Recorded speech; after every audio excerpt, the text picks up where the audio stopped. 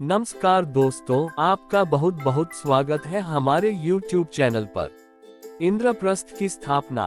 द्रौपदी स्वयंवर के पहले विदुर को छोड़कर सभी पांडवों को मृत समझने लगे और इस कारण धृतराष्ट्र ने इस कारण शकुनी के कहने पर दुर्योधन को युवराज बना दिया।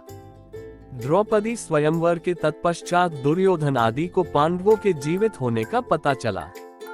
पांडवों ने कौरवों से अपना राज्य मांगा, परंतु गृहयुद्ध के संकट से बचने के लिए युधिष्ठिर ने कौरवों द्वारा दिए खंडहर स्वरूप खांडववन आधे राज्य के रूप में प्राप्त किया।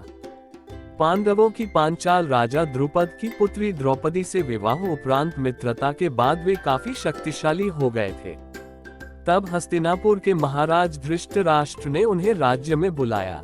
धृतराष्ट्र ने युधिष्ठिर को संबोधित करते हुए कहा, हे कुंती पुत्र, अपने भ्राताओं के संग जो मैं कहता हूँ सुनो।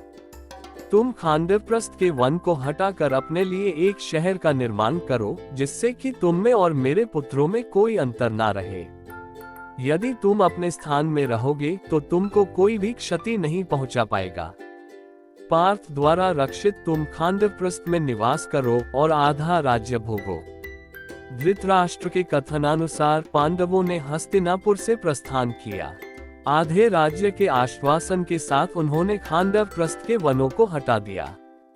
उसके उपरांत पांडवों ने श्री कृष्ण के साथ मैदानव की सहायता से उस शहर का सौंदर्यीकरण किया। वह शहर एक द्वितीय स्वर्ग के समान हो गया। उसके बाद सभी महारथियों व राज्यों के प्रतिनिधियों की उपस्थिति में वहां श्री कृष्ण द्वैपायन व्यास के सानिध्य में एक महान यज्ञ और गृह प्रवेश अनुष्ठान का आयोजन हुआ।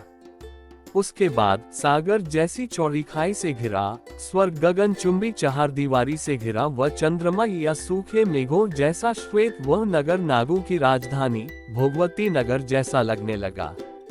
इसमें अनगिनत प्रासाद, असंख्य द्वार थे, जो प्रत्येक द्वार गरुड़ के विशाल फैले पंखों की तरह खुले थे। इस शहर की रक्षा दीवार में मंदराचल पर्वत जैसे विशाल द्वार थे। इस शस्त्रों से सुसज्जित सुरक्षित नगरी को दुश्मनों का एक बाण भी खरोंच तक नहीं सकता था।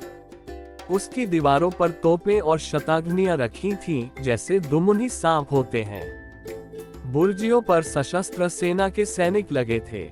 उन दीवारों पर वृहत लौह चक्र भी लगे थे। यहाँ की सड़कें चौड़ी और साफ थीं। उन पर दुर्घटना का कोई भय नहीं था। भव्य महलों, अट्टालिकाओं और प्रासादों से सुसज्जित यह नगरी इंद्र की अमरावती से मुकाबला करती थी। इस कारण ही इसे इंद्रप्रस्थ नाम दिया गया था। इस शहर के सर्वश्रेष्ठ भाग में पांडवों का महल स्थित था। इसमें कुबेर के समान खजाना और भंडार थे। इतने वैभव से परिपूर्ण इसको देखकर दामिनी के समान आंखें चौधिया जाती थीं।